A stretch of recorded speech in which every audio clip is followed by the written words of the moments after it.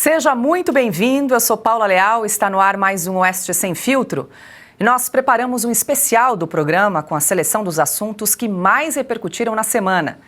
Reunimos os melhores momentos, as análises mais afiadas, os debates mais importantes que pautaram o noticiário. É hora de recapitular tudo o que foi notícia sem filtro.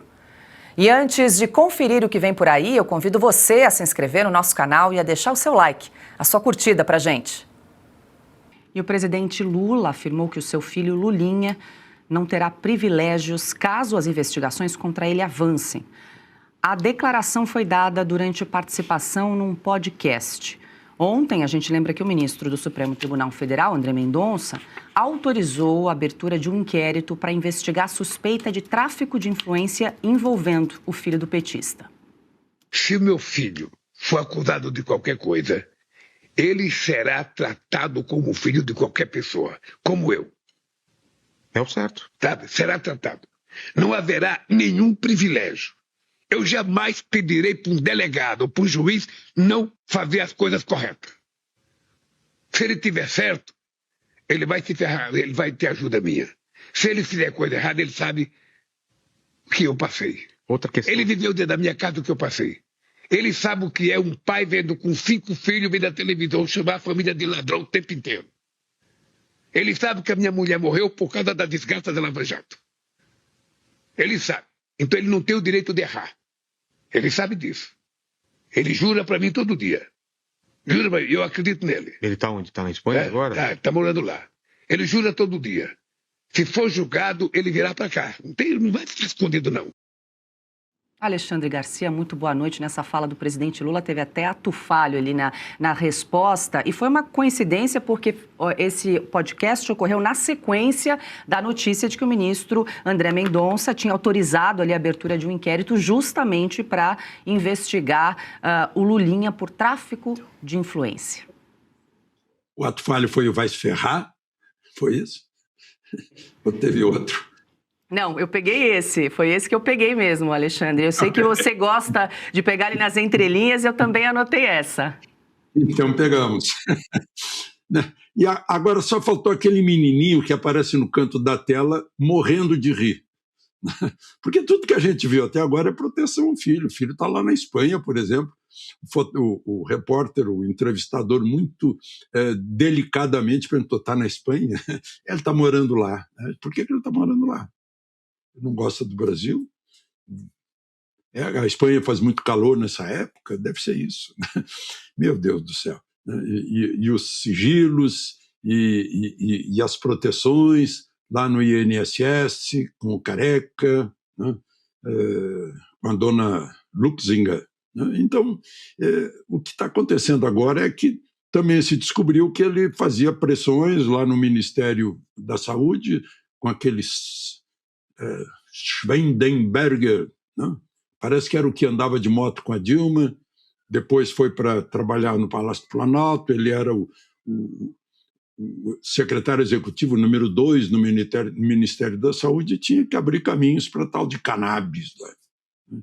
Então tem todos os ingredientes aí, desde cannabis até o Careca do INSS, e aí a Polícia Federal pediu, não foi o ministro André Mendonça que de repente tomou a iniciativa, não.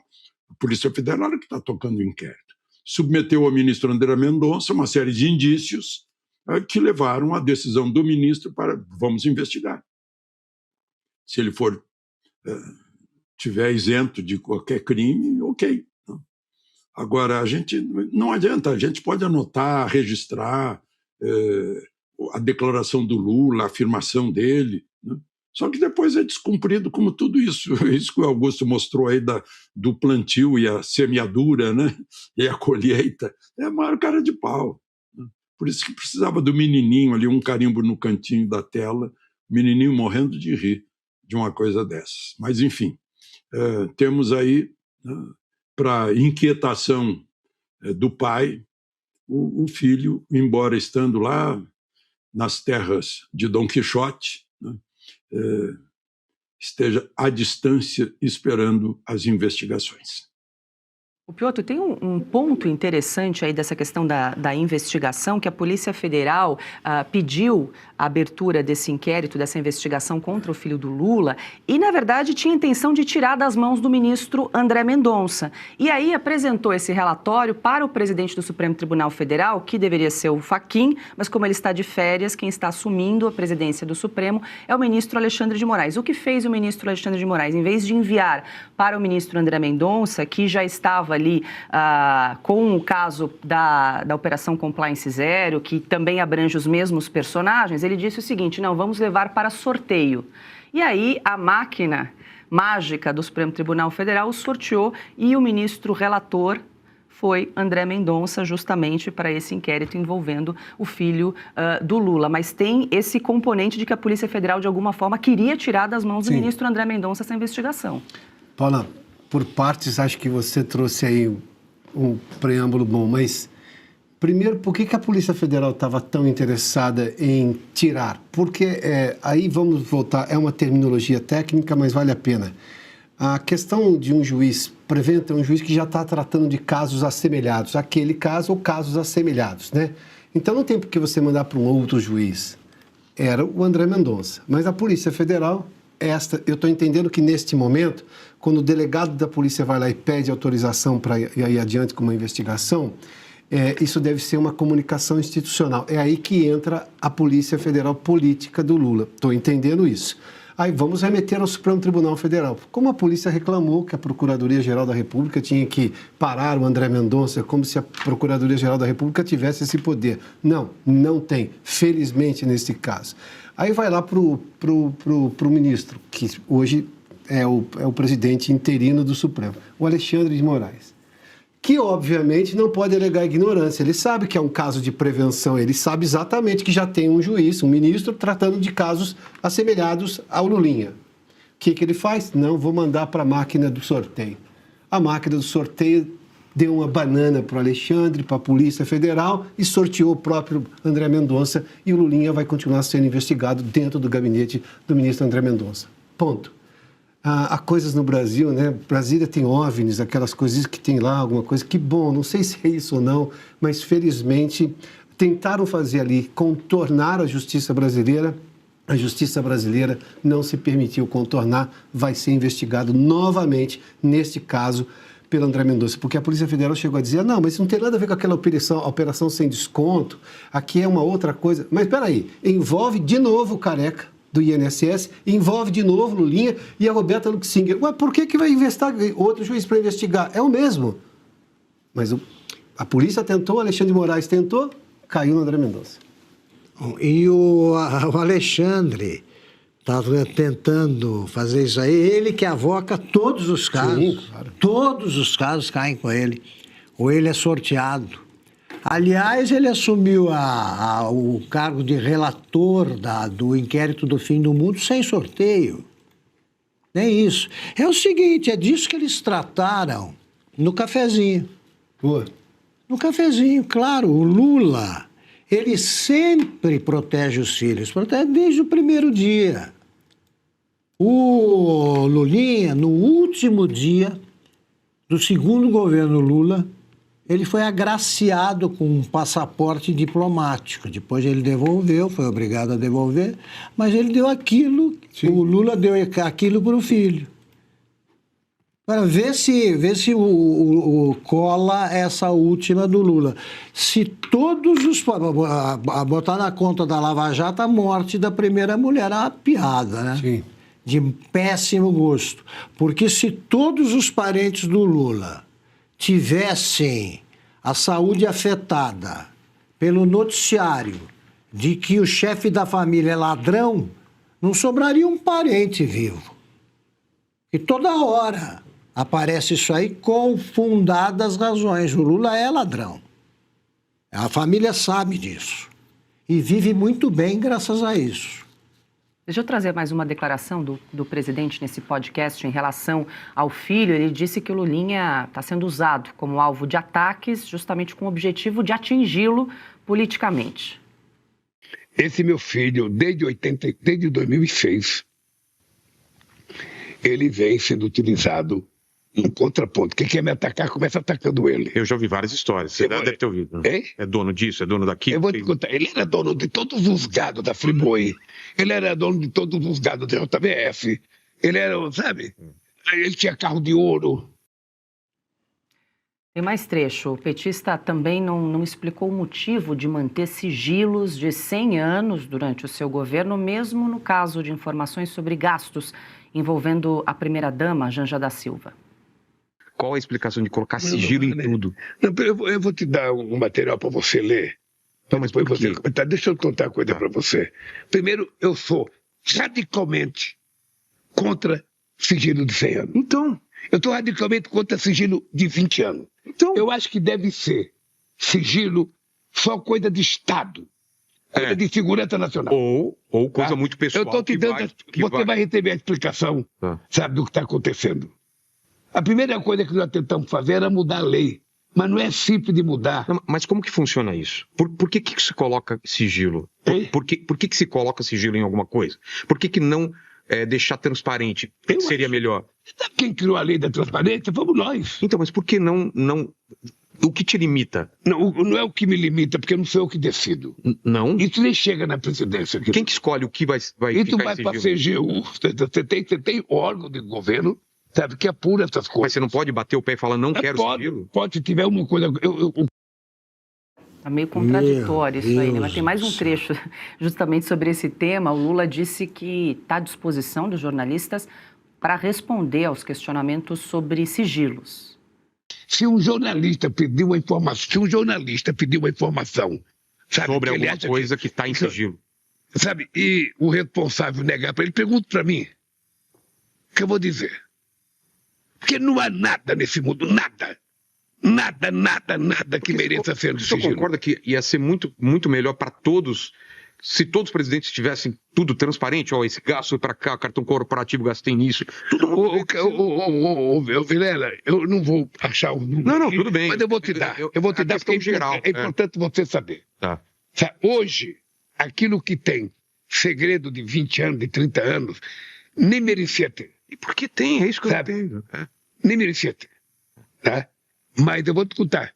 Se alguém. Eu não vou mudar a lei. Tá? Não vou mudar a lei. Mas hoje eu fiz uma discussão sobre isso.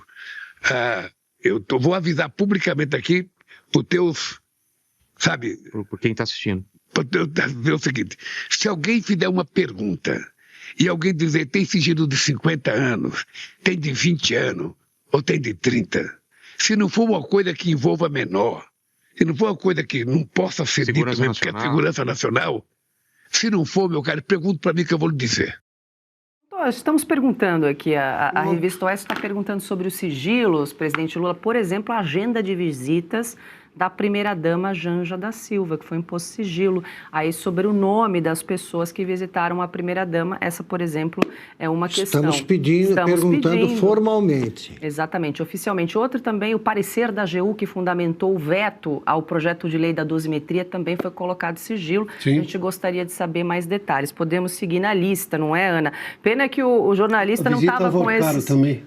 A visita não estava nem na agenda, essa. Pois é. Essa Vamos encaminhar essas perguntas todas. Vamos, ele prometeu publicamente. Eu quero saber se o jornalista recebeu, porque ele disse que ele ia mandar todas as justificativas para o jornalista, hein, Ana?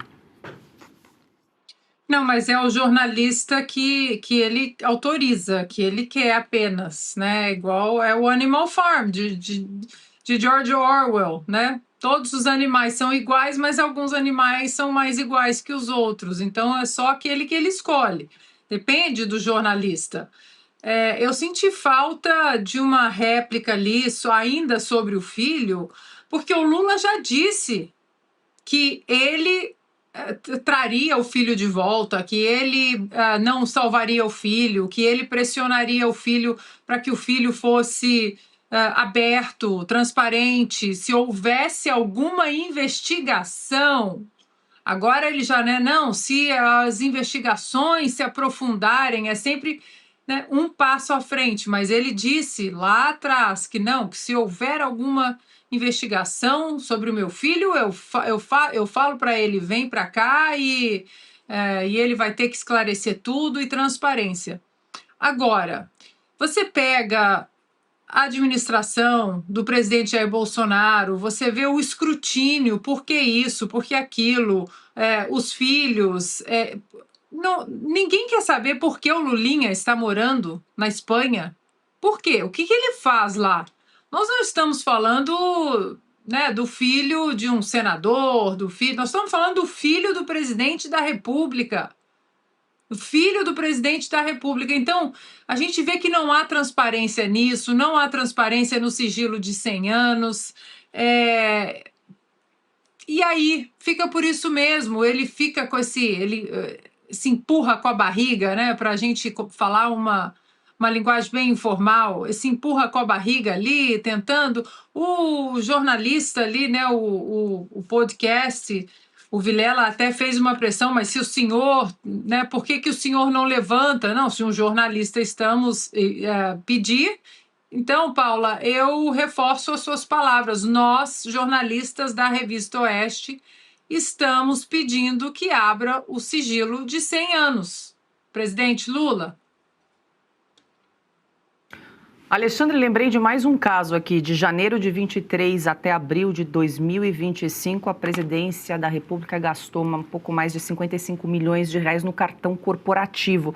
E aí, segundo o próprio TCU, Tribunal de Contas da União, 99,5% do total de despesas foram registrados como despesas sigilosas. Também queremos saber.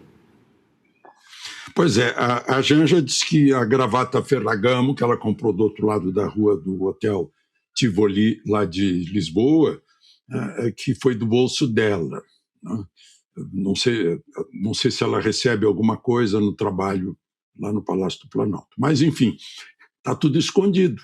E do jeito que ele falou agora nesse podcast, a vida dele é um livro aberto, né, transparente, coisa que ninguém sabe. Então ficam inventando histórias que o Lulinha tem carro de ouro, tem ilha, tem gado na Amazônia, tem jatinho, tem isso e aquilo. É só abrir o patrimônio do Lulinha, explicar o que ele está fazendo na Espanha, que história é essa dessa empresa de cannabis, como é que ele chegou lá, né, as conversas com a lobista do INSS, através do careca do INSS, mas isso é o de menos. Eu imagino que deve ter aí muita coisa que a Polícia Federal, de repente, vai tropeçar em cima. Estão acusando a polícia já de fazer pesca, né?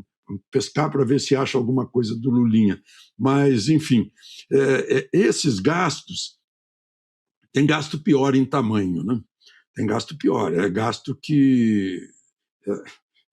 Agora, o ministro da Fazenda disse que vai gastar menos, vai fazer corte. Meu Deus, está terminando a colheita e não colheram ainda, não cortaram ainda a raiz de tudo, que é o gasto público. Mas tem o gasto público e o gasto privado. O gasto privado não dá para a gente falar, porque as coisas que eu sei são muito pequenininhas, né? É porque a gente fica sabendo dos móveis lá do Alvorada. Ficaram os móveis depositados lá, usados pela dona Michele e pelo presidente Bolsonaro, mas aí disseram que os móveis não estavam, e aí compraram sofás e camas caríssimos, né? Tapetes caríssimos. É a abundância o proletariado, enfim, né? Vai ao céu, chega ao paraíso, né? Palácio Alvorada, sonho da Janja, afinal ela investiu nisso desde 2003, né? Mas, enfim, são essas coisas que são feitas com o dinheiro suado de quem nem sabe que está pagando imposto. Isso é cruel, né? E é mantido nessa escuridão para votar pensando que, ao votar, vai continuar na esperança da picanha. Mioto, chega a espantar, porque ele chega a dizer que ele é radicalmente, não é que ele é só contra o sigilo de 100 anos, o Lula disse na entrevista, que ele é radicalmente contra o sigilo. Rapidamente aqui a gente só listou alguns exemplos. O Lula não tem pudores. É inacreditável que se dê a esse desplante. A pergunta é esse o candidato que tem 40 e poucos % nas intenções de voto? Nós estamos vendo aí um escândalo. Mas ele vai lá e tenta defender o Lulinha. Por que o Lulinha não vem presencialmente aqui? Não fica no país? E vou lembrar de um caso. Lembra do Talhaferro? O ministro Alexandre de Moraes, o que convidado pelo Lula para tomar um café, e já vou a esse ponto rapidamente, tá? Pediu a extradição do Talhaferro sem sequer uma denúncia formal.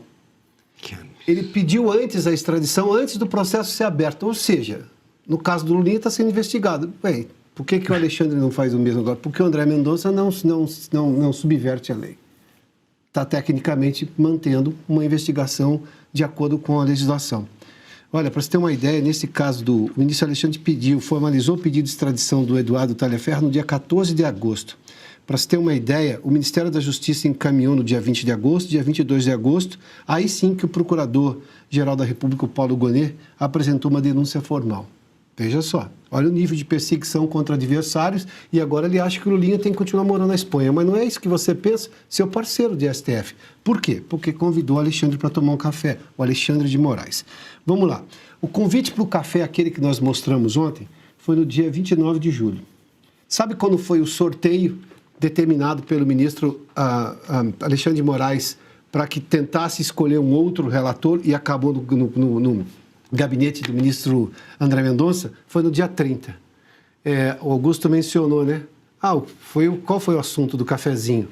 A cronologia abre uma possibilidade muito grande de dizer, olha, põe lá em sorteio para ver se a gente escapa do André Mendonça, mas a máquina de sortear ministros do Supremo falou, não, vai cair na mão do André Mendonça, sendo que o ministro Alexandre de Moraes já deveria, até pela questão da prevenção de um juiz que já está cuidando de um caso assemelhado, que ele ficasse. Não, ele preferiu colocar na máquina. Foi o pedido do Lula, do cafezinho? A pergunta é, o Alexandre de Moraes está trabalhando para a campanha ou não? Porque desse jeito você começa a imaginar que está trabalhando. E eu estou aqui perguntando, tá? Porque, estou vendo aqui fatos que começam a trazer à luz uma série de coincidências que não são nada republicanas. Aliás, o próprio convite do café já está bem longe de ser republicano, né? 18h30, hora de falar de eleições em Oeste Sem Filtro.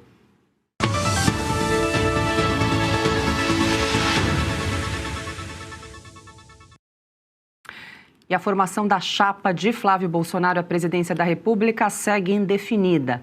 Pouco depois de Flávio anunciar que a senadora Tereza Cristina tinha aceitado o convite para ser candidata a vice, o Partido Progressistas recusou apoio ao PL.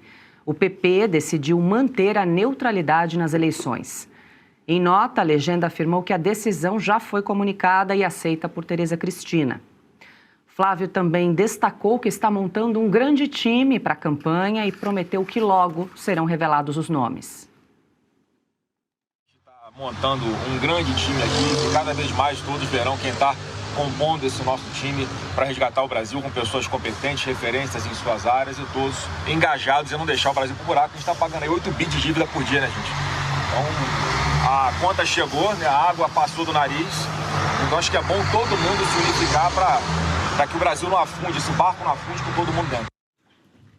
A lista de mulheres cotadas para compor a chapa do senador Flávio Bolsonaro como candidata a vice-presidente da República ganhou mais um nome nos últimos dias. A economista Marina Helena, do Novo de São Paulo, passou também a ser cotada por integrantes da direção do PL e da campanha do senador. Daqui a pouquinho a gente vai falar, inclusive, com a Marina Helena sobre essa possibilidade, mas antes deixa eu passar para o Alexandre para ouvi-lo. Alexandre, ainda ontem nós trouxemos essa informação de que Flávio e Tereza Cristina tinham conversado, ela inclusive publicou uma nota pública e disse que pela primeira vez foi convidada formalmente para integrar a chapa como vice-presidente, mas teria de passar aí pelo crivo, pelo aval do cacique do partido Ciro Nogueira, no caso do PP, e Antônio Rueda, do União Brasil, e, pelo visto, não passou porque eles devem manter, então, a neutralidade, pelo menos nacionalmente.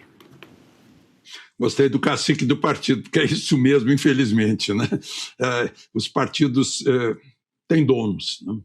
E Ciro Nogueira é um deles, que está magoado com Flávio, porque Flávio não o defendeu quando ele aparece abraçado, né? Talvez por causa do frio dos Alpes, né? com Borcaro. Mas era o sonho, né? Como as pessoas estão repetindo uma frase de Flávio lá em Campo Grande, que é a terra Tereza Cristina, da senadora Tereza Cristina, sonho de consumo, como ele disse, né? E depois o chamou de vovó, né? Vovozinha, né? Disse que era coisa de carinho, né? Mas não parece ser cavalheiresco usar isso em público. Mas, enfim, ela acabou topando, ela não queria, tem um projeto que nos deixa cheio de esperança, que é ela ser presidente do Senado, com o Senado recolhido das urnas, né? 2/3 do Senado. É um sonho. Esse é o meu sonho de consumo, esse Senado que vai pôr, com possibilidade de pôr o Supremo de volta na Constituição brasileira, já que a Constituição ainda existe, precisa existir, senão nós viramos um 1984 completo. Mas, enfim, aí entrou o Progressistas. O Progressistas tem uma federação com a União Brasil, e aquilo que o Progressistas fizer ou desfizeram, a União Brasil meio que vai a reboque. E a união dos dois, meu Deus, é uma força político-eleitoral imensa, gigantesca. Então, o Progressista certamente conversou com a União Brasil, seu companheiro de federação, e vetaram a ceder a Tereza Cristina, porque significa também abrir mão da neutralidade que eles haviam anunciado, agora reafirmaram a neutralidade e a não aprovação do nome de Tereza Cristina para a chapa de Flávio Bolsonaro. Tereza Cristina brilhou como ministra da Agricultura, ela ampliou como ninguém o mercado, criando alternativas para não ficar dependente da China, por exemplo, né? Criando alternativas para que o agro brasileiro tivesse opções, mesmo com problemas pelo mundo afora. Agora, o Flávio continua sem vice, né? Esse nome de São Paulo é um nome excelente, mas é de São Paulo. Vai acrescentar alguma coisa nos votos de São Paulo? Não seria melhor alguém do Nordeste, por exemplo, que tivesse nome popular e voto, né? E está aquela coisa, Flávio olha as pesquisas e vê que o voto feminino está mais em Lula e menos nele, e se preocupa. Então, vamos ver o que Flávio mencionou aí, que eu ouvi, é absolutamente necessário demonstrar que tem uma equipe capaz de lidar com o caos que o futuro governo pode receber, né, se não for Lula. Tem gente até dizendo, será que Lula vai aguentar receber sua própria herança? Porque tem coisas incríveis aí. O país ficou 4 anos desperdiçando a semeadura, né, desperdiçando a semente, o fertilizante, né, em termos de Estado brasileiro. Então, essa é a situação, ainda há prazo para isso. As convenções terminam dia 5, e mais o prazo para registro de chapa vai até dia 15 de agosto.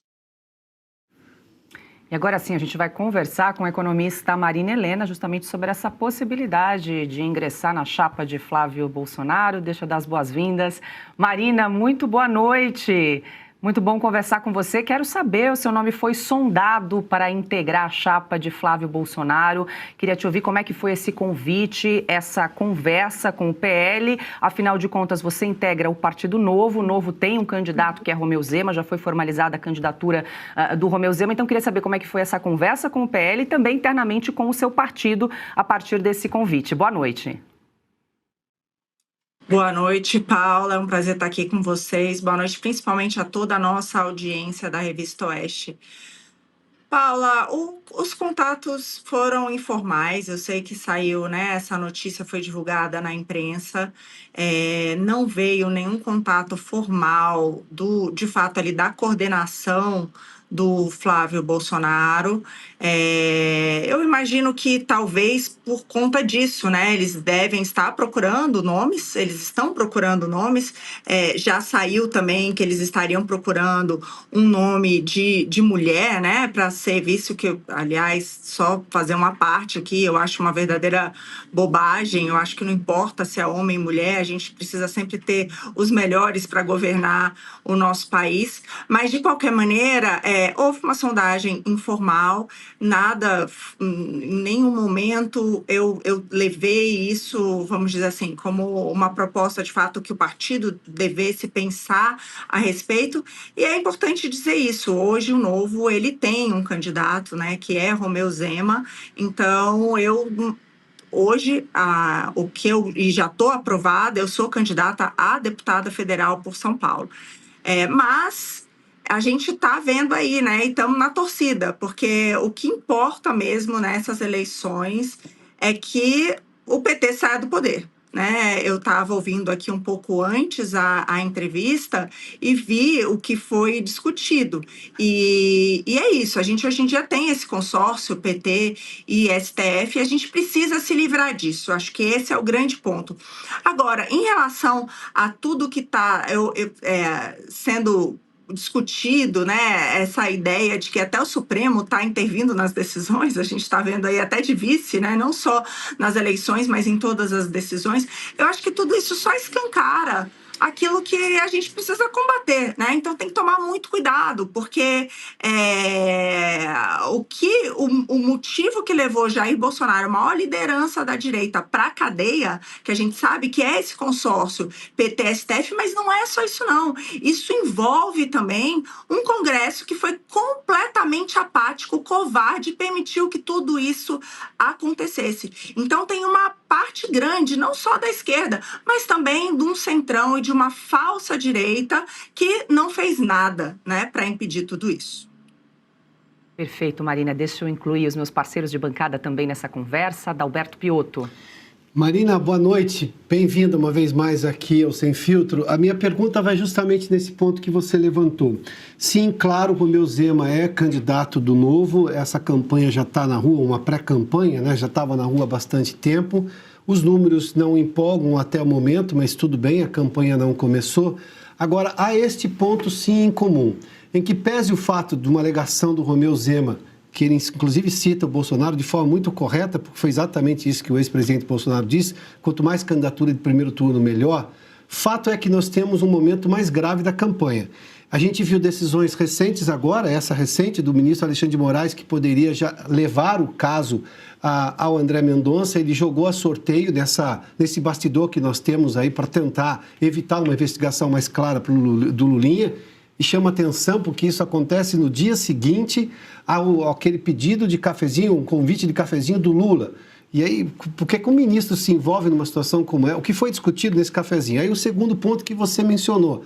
O entendimento, a percepção nacional hoje é que exatamente tanto republicanos, que poderia ter a Daniela como vice, e também, no caso do PP, a Tereza Cristina, é que foi pressão do Supremo Tribunal Federal e do governo Lula para que esses partidos não disponibilizassem o nome de uma mulher, sim, com competência provada, mas para também trazer voto e esse ar de uma figura feminina no vice. Levando-se em conta, na condição de vice, levando-se em conta esse momento, você acha que o Novo estaria aberto a abrir mão da sua candidatura e permitir que você, por exemplo, uma vez formalizado o convite, fosse candidata a vice na chapa do Flávio?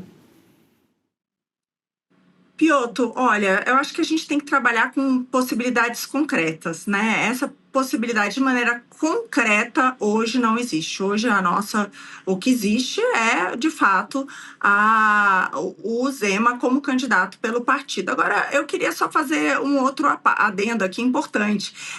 Não é só porque a esquerda e o STF tá fazendo pressão, né, gente? Não sejamos tolos, né? A essa altura do campeonato. Vamos lá, você acabou de citar dois nomes, um do Republicanos e a outra que é a Tereza Cristina do PP. E vocês acham mesmo que os caciques todos do Centrão, e do PP querem mudar alguma coisa? É uma pergunta válida, sabe? Porque eu vejo que a gente está rodando aqui, essas eleições, vou voltar, tá? Serão muito importantes. E a gente tem, sim, que devolver o STF para o seu devido lugar. O próximo presidente da República vai indicar 4 novos ministros. Esse é o maior problema que nós temos hoje. Mas não é só o STF. O Bolsonaro falou, me dê metade do Congresso, porque o grande problema que permite esse consórcio agir O Lula não nos quebrou sem anuência do Congresso. O STF não fez e desfez, prendeu Jair Bolsonaro, prendeu um monte de gente inocente por acaso. Foi tudo feito por conta do nosso Congresso, que não agiu. Então, isso tudo foi feito com a anuência do Congresso. E agora a gente acredita que a solução mágica para resolver todos os nossos problemas está exatamente no Centrão, que nos trouxe até aqui. Sabe o que isso me lembra, Piotr? Me lembra bastante quando o Lula foi eleito. E muita gente dizia, não, mas fica tranquilo, porque o Congresso agora é de direita. Sério mesmo? É o Congresso de direita? Aquele mesmo Congresso que naquelas conversas disse que ia, assim, soltar os prisioneiros do 8 de janeiro. É nessa história que a gente vai cair de novo. Então, é só um alerta aqui, porque é importante que se diga isso. Os convites foram completamente informais, talvez até o que falam aí, né, de que o Zema já teria sido convidado, será mesmo? Será que também não foram apenas, né, insinuações? Será que houve um convite formal, de fato? Então, eu acho que é importante trazer isso. Eu prefiro tratar das coisas concretas, né, o que a gente, isso... vamos dizer assim, talvez exista algumas pessoas que eu acho que defendam as mesmas coisas na campanha do Flávio. Não tenho dúvida que hoje, né, tanto a campanha, tanto os nomes principais do Partido Novo, como os principais nomes ali no PL, estão do mesmo lado de defender, de fato, o fim desse consórcio. Mas não é fácil, não, porque o sistema a gente conhece muito bem. Diga, Augusto Nunes, pergunta para a candidata a deputada federal Marina Helena. Marina, bem-vinda, muito obrigado pela entrevista. Eu queria seguir por esse raciocínio. O presidente do PP, o Ciro Nogueira, impediu que a ex-ministra, a senadora Tereza Cristina, aceitasse o convite para ser vice. Você não acha que ele, que é tipicamente um cacique do Centrão, fez isso porque o importante para ele é continuar a manter a influência no Congresso? Augusto, eu não tenho dúvida disso, Augusto. Olha, bom, eu passei a vida inteira, inclusive aí, né, mostrando para as pessoas como que as decisões são tomadas no Brasil. Vamos lá, por que não foi aberto pedido de impeachment de ministro do STF? Por que a anistia não saiu do papel? Quem foi contrário? Abram. Existe isso. A gente consegue ver quem assinou esses pedidos, quem foi a favor e quem foi contra, né? A gente tem isso é público, tá? E aí eu vou dizer quem foi contra. A gente vê que nessa hora, quem determina o grande poder que existe é o Centrão. Pega o tamanho do PSB, mais PP, mais republicanos, e vê como que as bancadas desses partidos apoiaram ou não. É isso. Não houve apoio. Não houve apoio, Augusto. Marina, claramente não houve apoio. Eu concordo, mas eu digo, o que deve ser feito, então, para impedir que o Centrão mantenha o controle do Congresso? Porque eles estão tomando todas as medidas pensando nisso. Não, vamos lá, a gente vai eleger 2/3 dos senadores e toda a Câmara dos Deputados, Augusto. Vamos pensar muito bem, não só no candidato, mas de que partido ele é. Porque, como vocês falaram bem aqui, quem manda são os caciques. Então, vamos lembrar, toda vez que você vota num candidato, no fundo, todo aquele voto vai para o partido. E, no final das contas, quem daquele partido toma as decisões? São esses caciques. Então, eu não tenho dúvida, o senador Ciro Nogueira, por todo o escândalo do Banco Master, assim, a gente tem certeza que o que ele quer agora é combater o sistema? É mesmo? Com tudo que a gente tem de visto, né, das provas que foram mostradas até agora, de tudo que foi trazido à tona, a gente realmente acredita que o senador Ciro Nogueira, ele tenha interesse de que a direita vença. Mais importante do que isso, tá? Eu quero saber se o senador Ciro Nogueira hoje tem interesse em uma reforma do judiciário. Será que ele tem interesse? Será que ele tem interesse em impeachment de algum dos ministros do STF?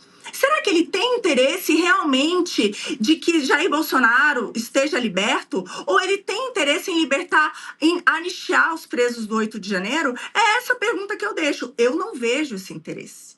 Essa é a grande questão. Então, você perguntou o que a população pode fazer. A gente tem a faca e o queijo na mão, gente. A gente tem uma eleição em que o presidente será decidido, mas 2/3 do Senado e toda a Câmara de Vereadores. Na hora de votar, as pessoas têm que colocar a mão na consciência e saber muito bem para quem estão votando. Então, assim, eu fico um pouco, assim, triste, né? Porque eu acho que tem uma certa, vamos dizer assim, a gente tá brincando numa eleição muito complicada, em ter esperança de que a nossa salvação vá vir de nomes desse centrão que nos colocou nessa situação, que não fez nada, de novo, nada para frear os abusos do STF, nada para acabar com a censura, a perseguição da direita, pelo contrário, que parecem muito felizes com o que está acontecendo, porque a situação deles, olha, sinceramente, Augusto, seja no governo Lula, seja em qualquer outro governo, acho que o que eles torcem mesmo é para que tudo continue exatamente do jeito que está. Perfeito. Então, nessas eleições, renovação de 2/3 do Senado e os 513 deputados na Câmara dos Deputados. Deixa eu passar agora. Ana Paula Henkel também tem pergunta para Marina Helena. Marina, querida, seja bem-vinda e parabéns pelas ideias tão claras que você passa para todos nós. Sem dúvida nenhuma, você como vice não seria uma excelente vice por ser mulher, mas uma excelente vice pelas ideias que você defende, conhece a máquina por dentro, já trabalhou com o ministro Paulo Guedes e essa experiência acho que conta muito. E aí eu queria te perguntar, Marina, exatamente nessa seara de ser mulher ou não ser mulher a vice ou o vice do candidato Flávio Bolsonaro. A gente sabe que os números de rejeição do Flávio são números altos, mas pelo menos eles estão num platô. Os números de rejeição do Lula são números de rejeição que já eram altos e continuam crescendo.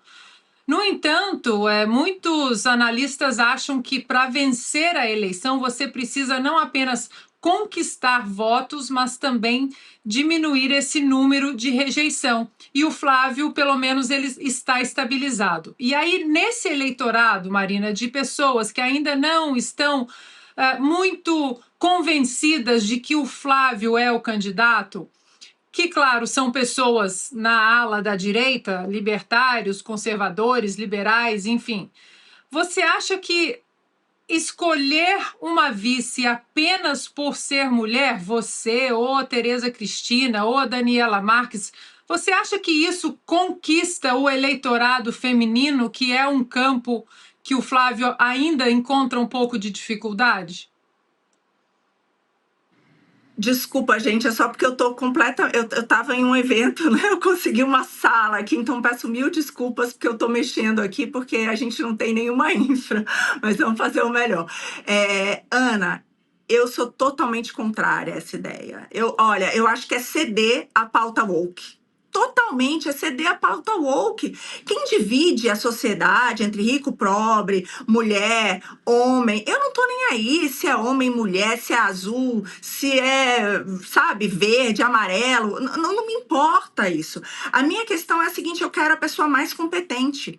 E eu acho muito complicado para a direita começar a cair, começar a entrar nessa narrativa da esquerda, sabe? Vamos ver o Lula. Quantos ministros do STF mulheres ele indicou, né? Cadê? Entendeu? Então, você acha o Lula tá preocupado com isso? Olha só a esquerda que fica com essa ladainha ridícula. Não pratica isso. Por que a direita que combate isso vai lá e faz exatamente aquilo que ela condena? Então, eu não sou favorável. Lógico, existem mulheres extremamente competentes, mas eu jamais, na minha decisão de contratar alguém para trabalhar comigo, eu escolhi por ser homem ou mulher. A gente sempre procura aqueles que são os melhores, né?